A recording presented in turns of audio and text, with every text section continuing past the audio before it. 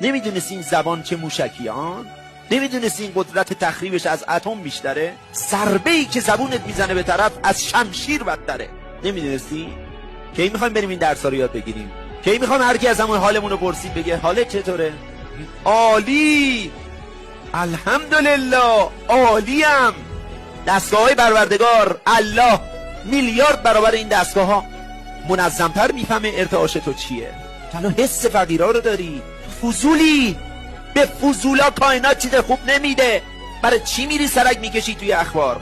فکر میکنی ارشیانفر و امثال ارشیانفر که میان با شجاعت و با افتخار اعلام میکنن 32 سال تلویزیون نگاه نکردن، اینا آدمای بی سوادی ان؟ بگید اینا آدمای بی سوادی ان وقت تو خیلی با سوادی 24 چسبیدی به خبر کجا چی شد، این چی شد، کی پول کیو برد، دلار چند شد، سکه چند شد.